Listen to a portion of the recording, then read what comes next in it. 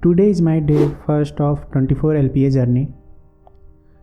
और मैंने जितना सोचा था उतना आसान नहीं था।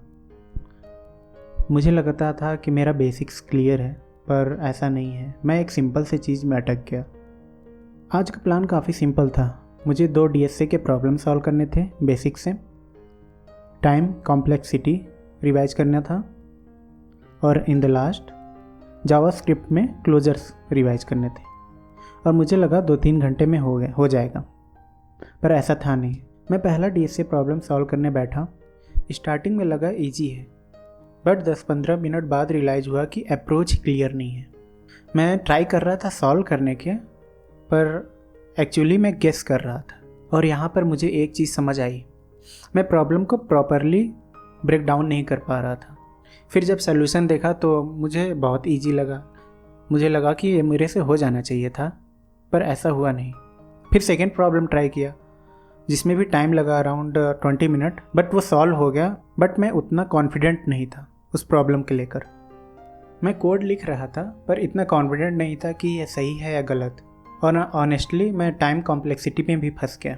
आज मुझे 3 मेजर प्रॉब्लम समझ में आई। पहला, मैं प्रॉब्लम को समझने में प्रॉपर टाइम नहीं दे रहा हूँ। दूसरा, मैं brute force approach clearly define नहीं कर रहा हूँ। तीसरा, मैं सॉल्यूशन समझ के भी एक्सप्लेन नहीं कर पा रहा हूँ। और ऑनेस्टली ये मेरे लिए बहुत सरप्राइजिंग था, क्योंकि मुझे लगता था कि मुझे बेसिक DSA आती है। तो आज का मेरा मेन टेकअवे ये था कि किसी भी प्रॉब्लम को पहले प्रॉपरली समझो, फिर उसे ब्रूट फोर्स अप्रोच अप्लाई करो, देन कोड लिखो, और कोड लिखने के बाद उसे ऑप्टिमाइज करो।